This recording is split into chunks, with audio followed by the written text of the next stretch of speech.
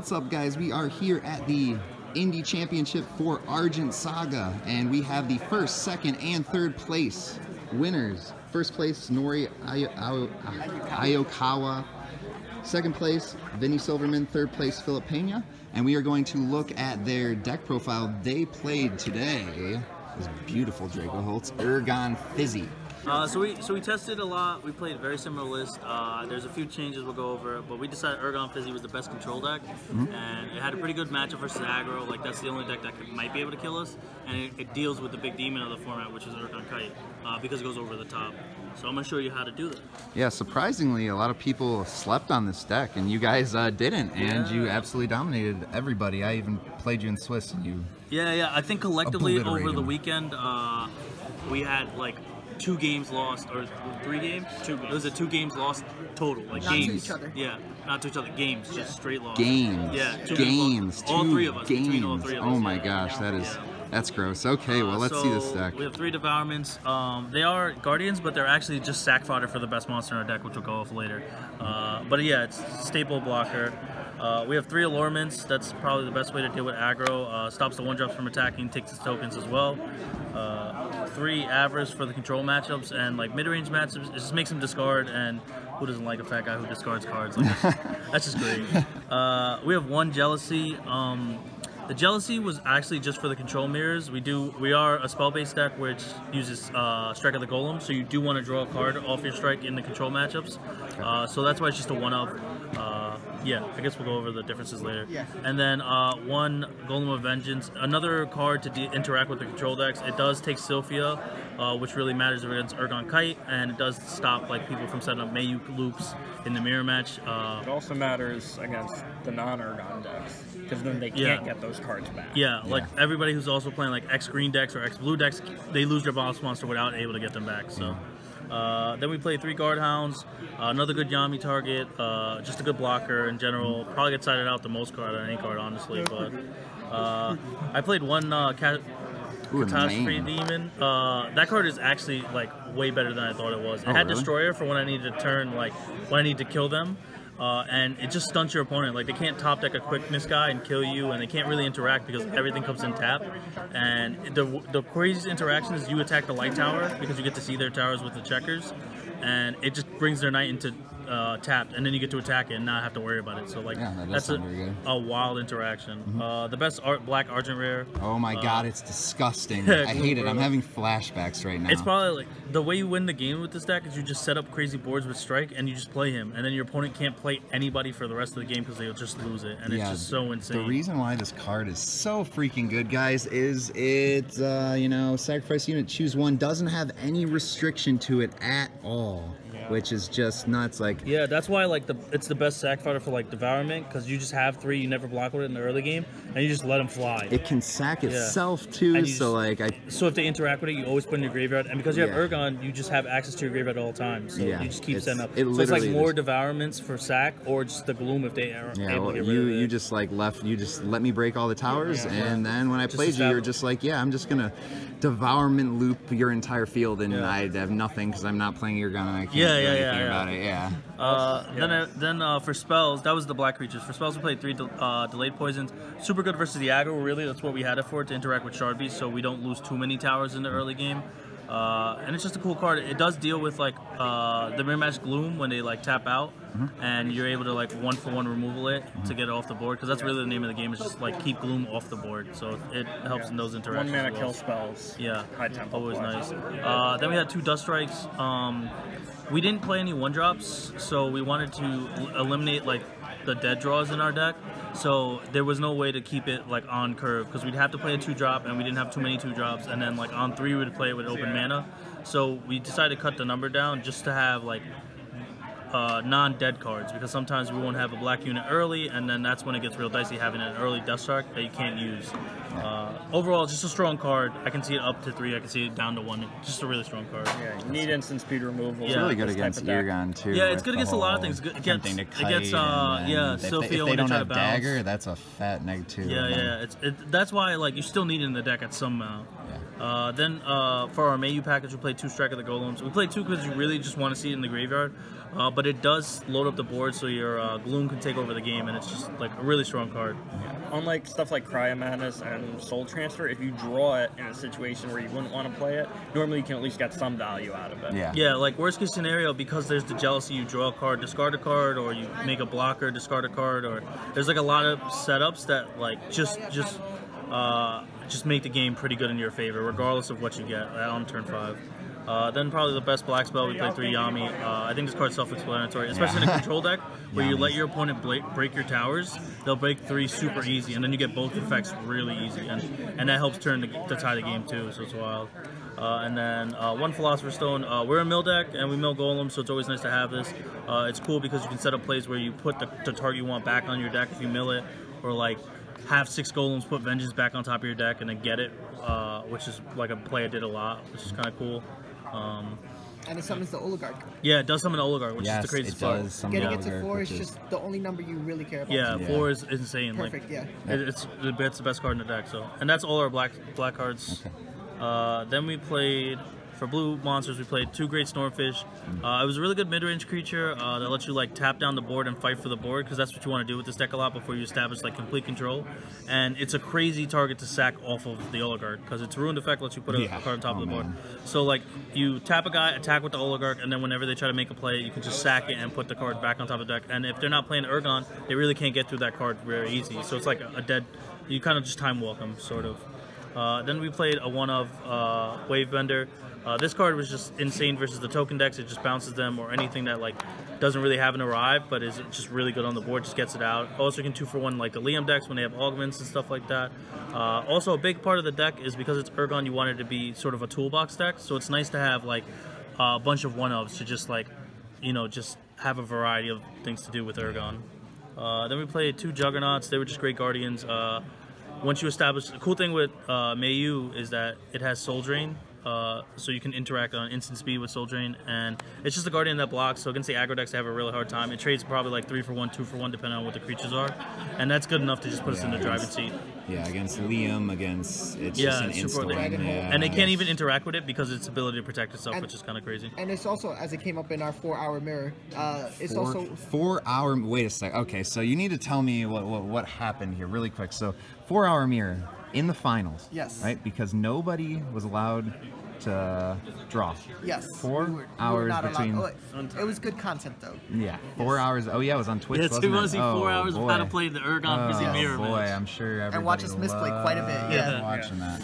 Another thing with the Juggernaut is if you pump it with Gloom Oligarch, it gets a lot more than just 2 blocks in. And oh yeah. You can just push the game over. And then we have the boss monster deck. Mayu gets any of the spells back, so that's why we play a lot of the card choices we do just to build around here. The Shard Drain effect works with Fizzy, which is really nice, and it's just a super powerful monster. Then we had 2 Mizus. Blue spells are good, but this is probably the best one because, like I said, you do let your opponent break your tower, and to be able to choose 2 of them. So good. It's kind of crazy. Even playing like Hoenna. Like, yeah, it's just really Fizzy nice to tap one and then bounce another guy, and then all of a sudden, especially like, playing in you time stop 2 attackers. Yeah, like if you win the first game, you with stop this 2 deck, attackers, no and it's way. just really nice. We played one of Asimov. We were scared of like all the augment decks, so it's just nice to have, like I said, the toolbox effect, which is cool. 1 of Rudy, it makes all the decks insane. We've all the interactions are insane, right? Rudy Mayu, Rudy Avarice, Rudy Vengeance, like Rudy Jealousy, everything. It's super good because Yami brings it back, and you can always stack whatever card you need with Ergon to make that effect happen. So it's wild card. This is honestly like the control mirror breaker. It's just Transformation Master. It deals with, once you discard all their cards, you get to deal with their boss monsters and take them out for game. So like against the Ergon deck, you discard all their cards and they only have Sophia, and when they play it, they can't bounce it. So you just play Transformation Master, take it out of the game, and then they just can't win. In the mirror match, same thing with Mayu. You just try to discard their cards because they have Fizzy, and then you just hope they don't have Gloom with it, and then you just get them. And then once you do, that's game. So Super important card to break the control mirrors. Yeah, and then one of the reasons why our match in the finals took so long is because we know that we have to play around this card. So the way you play around it is you keep Gloom Oligarch up, and then you sacrifice whatever they're trying to exile. So on top of not attacking towers, we also were not advancing the board. It was brutal. Yeah. So how did that go on for 4 hours? Was it like a loop you were doing? Like, because it's not a... No, it was us fighting to have Gloom Oligarch on the board for 4 hours. Over the course of 3 games. Yeah, that's really the name of the control mirrors. Is whoever establishes a Gloom and you play it into, try to empty their board, and then once you have Gloom and some creatures and they don't, the game's over. So super hard to do. And then our last creature is Silver Watchwoman. This is just a finisher. There's a lot of times where you just need to actually end the game, and you can like do sick things with like Wave Bender it, play it again, and that's 10 mana, and you can just get a lot of attacks from towers. And that's the main deck. We did have some differences. Me and Vinny's deck were actually exactly the same. And let's see your side first. Oh, you want to see side? Oh, sure. So my side, which is a little different from Nori, so I guess we'll go over that. We played 2 Azure Guardians just for the aggro matches. You just wanted more Guardians, and they get a lot of cheap spells to interact with it, but it does let you... it does make them play it in order for them to get through it. If not, it's just a really big beefy beater. So another Asimov to deal with all the enchantments. Didn't really come up, but you know, it's just good to have. Just helps with the... another Transformation Mage. I can't even spell. A Transfig Master just to deal with like other control decks. Like, it's crazy when you have one and you don't stack it, and then you have another in your hand, and then they just can't deal with it. This is probably the worst card in the side deck. Actually, Brainwipe Beam. You didn't like it? I never sided in. There was never a point to. Like I said, we won a lot of games, so we won a lot of game ones, and there was no reason to ever bring this in. In theory, it's supposed to be for the aggressive decks, or if you go into time, it's really good if, like, in the mirror match, a lot of people were siding one-offs in the control mirror matches. I mean, the one-drops, so like Fail Golem #1 and Shard Beast. So it's just good to have extra copies of Allurement to make sure you get it on turn 3. Because if they miss cracking the first tower, then you can get it and be ahead in time. Totally. So that's probably the only application of the deck, but it wasn't very good. I don't suggest siding it. Another Golem of Jealousy. This is to ensure that our strike is value in the control matchups. One Golem of Indolence. This is to fight over the board in the mid-range matchups and against the aggressive decks. Just has another target attack monster that's just always there. Can't get rid of because it's 25. So really, really sick. Another really good card in the deck was Debilitating Miasma. It's kind of a 2-for-1 versus aggro, and it's an instant speed. So at 4 mana, you can leave up like double Yami or like Dustrike Yami or the Miasma, which is really insane. So it was a really, really good card, actually. I wish we could have had a third one. That might have been what the Brainwipe Beef needed to be. And then 2 Hidden Laboratory. This was for the control decks and like the mid-range decks when they have to decide on their soul transfers and stuff like that. You're able to sort of value out their effects by sacking your own golems. No one really expects it to, which is really cool. It has a lot of utility in just the fact that like it lets you draw cards, so you always stay on top of them in card advantage, and it like fizzes their removal. So lets you get your targets for that. Yeah, it's kind of like a mini Sylvia, like into the grave. So like people can't stack your deck, so you'll always have access to what you want, and then like Ergon Saga Guy lets you get to the next card anyway. So if you want more, so. Also, in the mirror, a lot of times if you want to stack something and then draw it, you have to shard drain, which will put you behind on mana. But if you have Hidden Lab, you can just take yourself off the board a little bit, but keep the extra shard and still draw the card that you put on top. It came up in the finals with us. We had I had the Hidden Lab on the board and a Golem. And that was my way to set up May You put the top of the deck, not use the Shard Drain, so I could activate her ability, and then Shard Drain to remove a creature off the board too. So it was very relevant. Yeah. Cool interactions too is you can stack with Ergon's effect, another Devourment, and then stack it to shuffle your deck and get another Devourment draw card, which is really nice. So that's always relevant. In case your open mulligan's weird. 2 soul transfers for the control decks. You wanted more value targets than just strike in the mirror matches. So soul transfer was able to give you that oomph where you can actually play just Mayu by itself and take over the board with soul transfer. So that was a really strong card. And then me and Vinny's theory was we played 1 Sola, the Light Spirit for time. We thought that like if it goes down to sudden death and they check towers, it was really nice to just start the game with crack a tower. Yeah, you just side out everything that's blue and just put it in there. And then your opponent like sides in their 1-drops and they try to attack. Did any of all we won three every of you? game 1, so it didn't matter. Yeah, you only lost 2 games, so it didn't even matter. Yeah, the time never mattered. And then that was our complete main deck, and then Nori had some changes that he did. Okay, so let's take a look at the 2-card change from the main deck.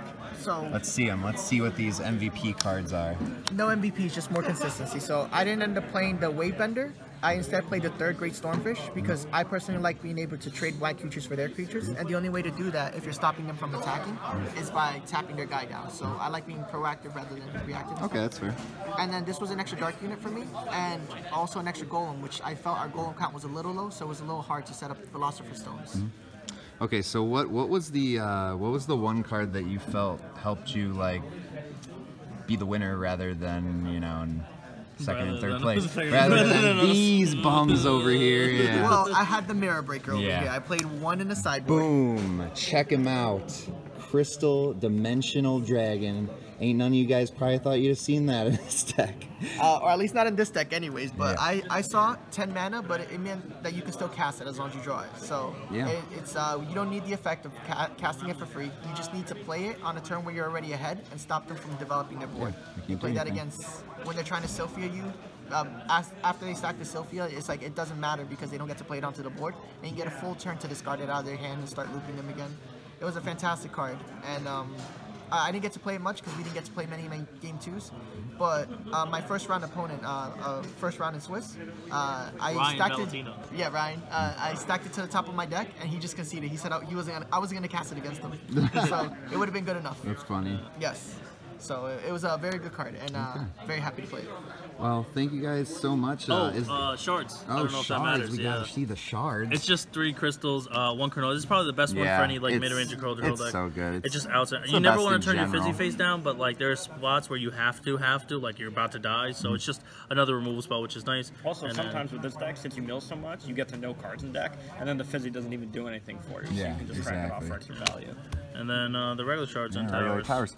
So one last question before we let you guys go. How do you feel about Ergon, and is this going to be the best deck for a while? I mean, if it's still legal, I think it's fantastic. We built our deck basically with the idea that we want to be the biggest deck in the room. We want to play the heaviest to the control matchups. So it's an insane card, and hopefully they either make cards that deal with the graveyard, or they just like take it out of the meta. Would you guys personally rather see Ergon get banned or Ergon hate exist? I would rather see Ergon hate because, like, even though our match in the finals did take a while, it was super interactive. I mean, we were both thinking for a while. Did you have fun? So many in your 4-hour match, did you have... That's a trick question. Yeah. But yeah, no, fun is subjective. All my games were generically fun. Even the Ergon mirrors I played in tournament, and it's just if there was hate, it would make it a little more interactive, and the games would end a lot faster. What would if you could, quickly think of a card that would be fair? Would be fair. I think for all my Yu-Gi-Oh people, I think there should be a DD Crow. Yeah, that's what the last. But in order to activate it, you have to exile it, so that you can't get it back for with Ergon. I think that would be completely fair. Yeah, that definitely sounds like a pretty good mid-ground. Yeah. Well, congratulations, guys, Thank you. And you definitely took it as a group of friends that randomly got a hotel room together. You guys gonna make your team official, or you got a name in mind or anything, or nah? No, not yet. Nah, so Team Vinnie's hotel room. Yeah, there we go, right there. Yeah. Okay, thank you very much, guys. Peace out. Yeah.